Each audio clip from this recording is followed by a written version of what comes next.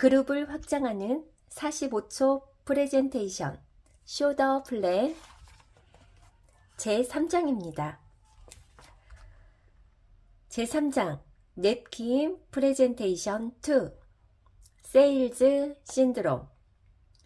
네트워크 마케팅은 판매하는 것이 아니라 좋은 제품과 기회를 함께 나누는 사업이다.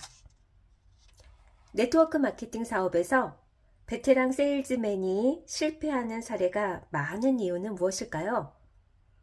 이번 장에서는 세일즈계의 프로들이 범하기 쉬운 실패 사례를 분석해 보도록 하겠습니다.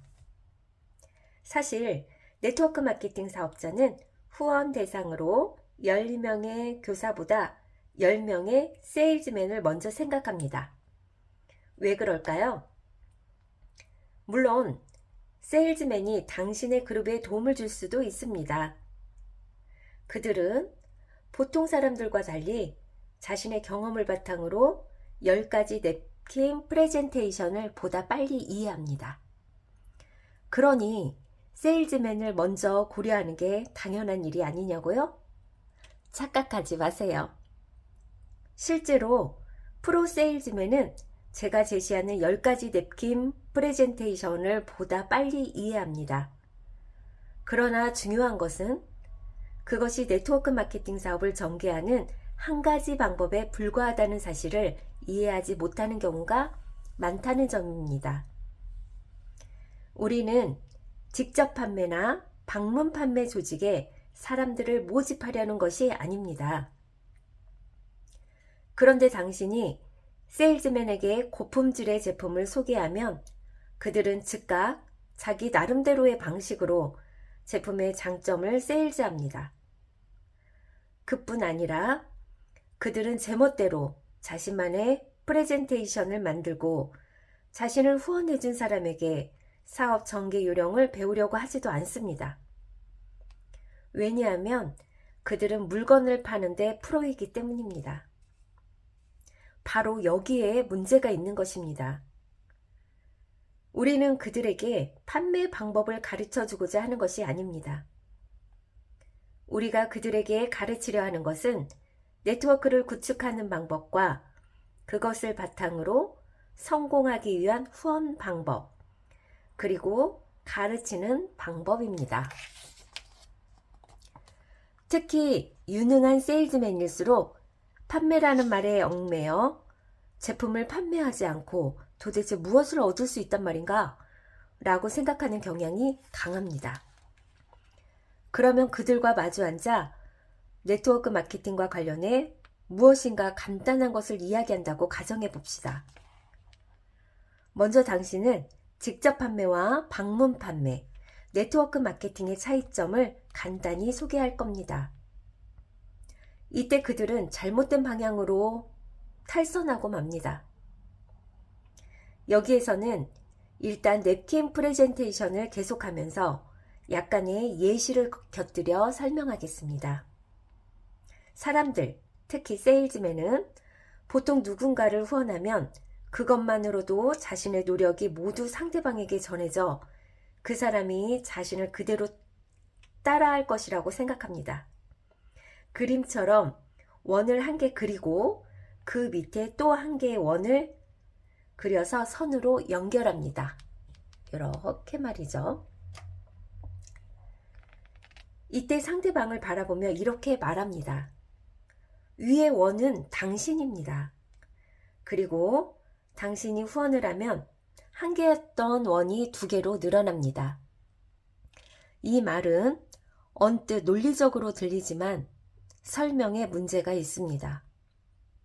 위의 원, 후원한 사람을 의지하는 한, 그 사람이 사라지면 아래의 원, 후원받은 사람은 중심축을 잃어버리고 방황할 수밖에 없기 때문입니다. 이런 상태에서 후원받은 사람이 사업을 계속 전개하기는 어려울 것입니다. 당신이 후원한 사람들이 정말로 당신의 노하우를 가져갈 수 있기를 바란다면 적어도 3대까지는 아낌없이 후원해야 합니다. 그래야 비로소 노하우가 제대로 전달된 것이라고 볼 수 있습니다.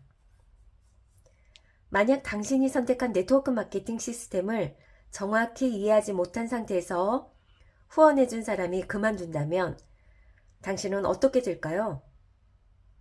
후원해준 사람이 포기했으므로 당신은 나도 그것을 잘할 수 없을 것이다 라고 생각할 가능성이 큽니다. 그러므로 누군가를 후원한 사람은 책임감을 갖고 보다 많은 지식을 갖추기 위해 노력해야 합니다. 그림을 볼까요? 이제 당신이 3대까지 후원하는 방법을 가르친다고 가정해 봅시다.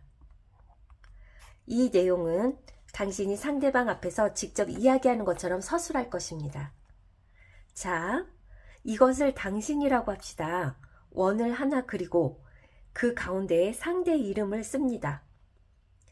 당신은 톰을 후원합니다. 상대의 원 밑으로 원을 또 하나 그리고 그 안에 톰이라고 씁니다. 이 상태에서 당신이 사업을 그만두면 아직 톰에게 아무것도 가르쳐주지 않았으므로 그것으로 모든 것이 끝나버리고 맙니다. 반면 당신이 톰에게 후원하는 방식을 확실히 가르치고 톰이 캐롤을 후원할 경우 당신에게서 출발한 복제 사업이 본격적으로 시작됩니다.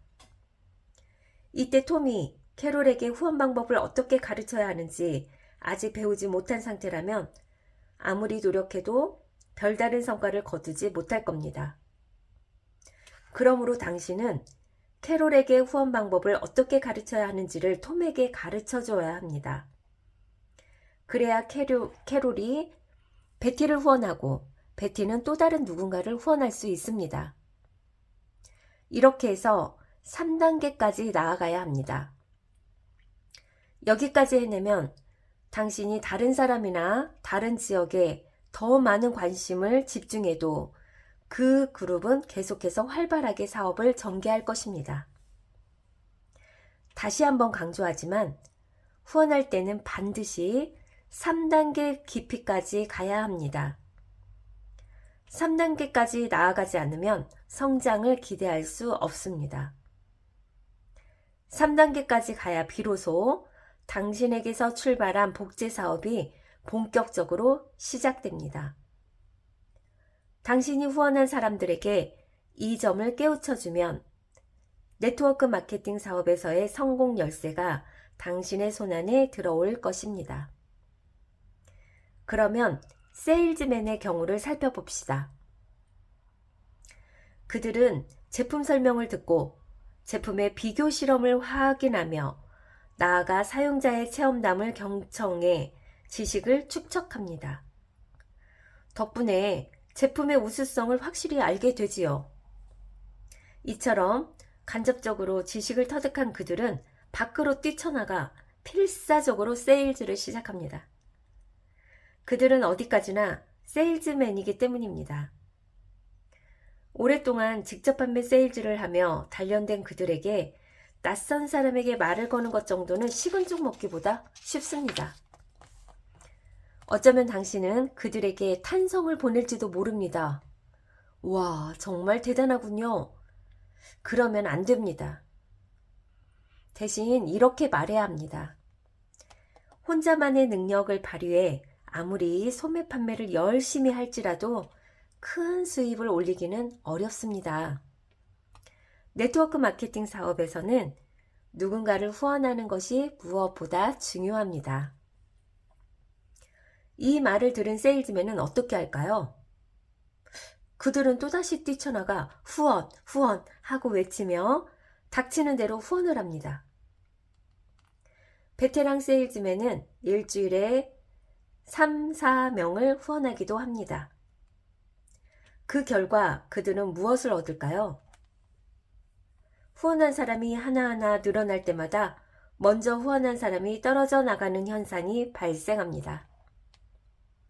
상위 스폰서가 후원한 사람과 함께 효율적으로 활동하지 않는 한 후원받은 사람들은 실망감을 안고 하나, 둘 떨어져 나가고 맙니다. 앞서 말한 대로 한 사람이 효과적으로 통솔 및 관리할 수 있는 인원은 5, 6명입니다.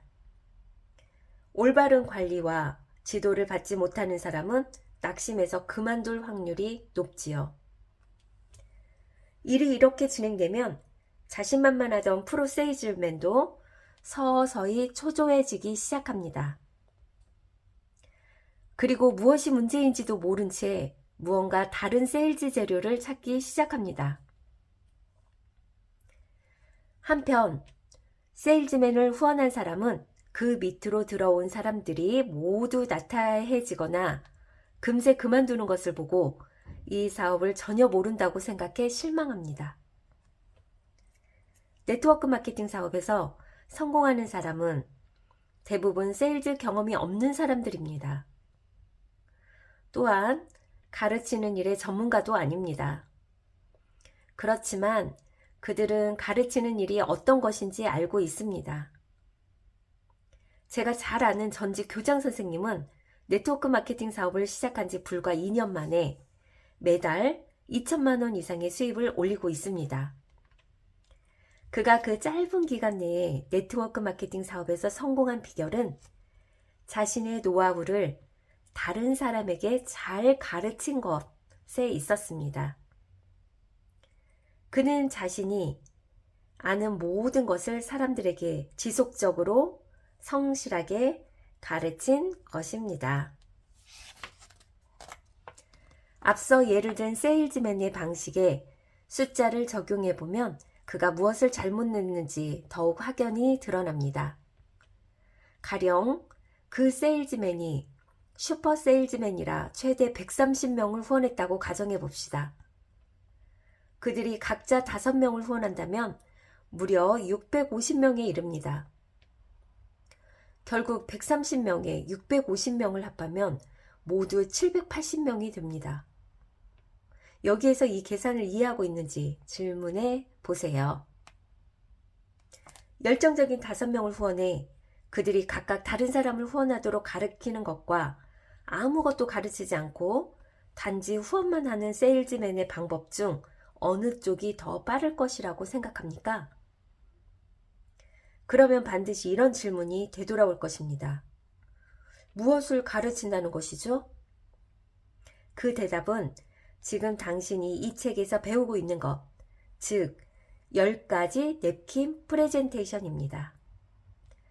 따라서 당신은 10가지 냅킨 프레젠테이션을 꼭 이해하고 있어야 하며 그 중에서도 특히 처음에 4가지는 매우 중요합니다. 다시 세일즈맨의 이야기로 돌아가 봅시다. 예를 들어 당신이 세일즈맨과 똑같이 130명을 후원하려 할 경우 어느 정도 시간이 걸릴 것이라고 생각합니까? 그리고 130명째를 후원할 즈음 초기에 후원한 사람들 중에서 몇 명 정도가 그만두었을 것이라고 생각합니까? 생각했던 것보다 훨씬 빨리, 훨씬 많이 그만둘 확률이 높습니다. 만약 그 780명 중에서 냅킨 프레젠테이션 1만이라도 들은 사람이 있다면 잔류 비율은 꽤 높을 겁니다. 이것을 확실히 제시하면 세일즈맨도 자신이 무엇을 잘못했는지 충분히 깨닫습니다. 그들은 분명 이렇게 말할 것입니다. 이제야 네트워크 마케팅 사업에서 무엇을 해야 하는지 알게 되었습니다. 이렇게 진실을 깨달은 사람은 올바른 방법으로 사업을 전개합니다. 일단 후원한 사람은 확실히 정착시키기 위해 노력해야 합니다. 아직 그들은 우리가 지금까지 배워온 것을 제대로 이해하지 못하고 있기 때문입니다. 안타깝게도 많은 네트워크 마케팅 사업가가 그들에게 수고해 라는 말만 할 뿐 그 이상의 노력을 기울이지 않습니다. 후원받은 사람들이 진정한 비즈니스로부터 멀어지도록 방치하고 있다는 얘기입니다. 의욕적으로 네트워크 마케팅 사업에 뛰어든 새로운 네트워커는 당신에게 말할 것입니다. 제 얘기 좀 들어보세요. 지난주에 새로운 사람을 5명이나 후원했어요. 그러면 당신은 이렇게 말하겠지요. 대단하군요. 계속 수고하세요. 그 사람은 그 다음 주에도 다시 5명을 후원합니다. 그렇다면 지난주에 후원한 5명은 어떻게 되었을까요? 아마 그들은 이미 사라져버리고 없을 겁니다. 당신이 냅킨 프레젠테이션 2를 이해한다면 그들에게 힘을 실어줄 수 있을 것입니다. 최초로 후원한 5명을 도와 사업을 시작하는 것이 얼마나 중요한지도 강조하겠지요.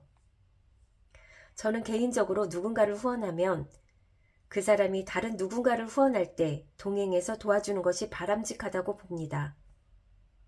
어찌 보면 그것은 나 자신을 위해 새로운 사람을 후원하는 것보다 더 중요한 일일 수 있습니다. 이 점은 뒤에서 몇 번이나 다루고 있으므로 여기서는 더 이상 강조하지 않겠습니다. 10가지 냅킨 프레젠테이션 중에서도 특히 처음에 1에서 4가지는 절대적으로 필요합니다.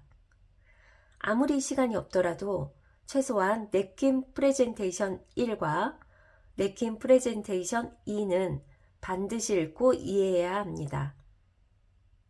당신이 이 부분을 이해하면 다른 누군가에게 쉽고 간단하게 설명해 줄 수 있을 겁니다. 비록 어느 정도 이해했느냐에 따라 달라지긴 하지만 조금만 연습하면 5분 정도를 할애해 상대에게 충분히 설명할 수 있습니다. 제가 한창 네트워크 마케팅 사업에 몰두하고 있을 때의 일입니다. 한 번은 칼이라는 사람이 후원했는데 칼은 비교적 대인관계가 넓은 자신의 딸을 후원하고 싶다고 했습니다. 저는 칼에게 종이와 볼펜을 준비해 2 곱하기 2는 6 공식과 그림을 그려보고 충분히 연습하도록 했습니다. 그런 다음 연습이 끝나자마자 칼의 딸에게 연습한 대로 설명하게 했지요. 칼은 제게 배운 대로 딸에게 충실히 설명해 주었습니다. 두 사람은 지금까지도 네트워크 마케팅 사업을 순조롭게 진행해 오고 있습니다.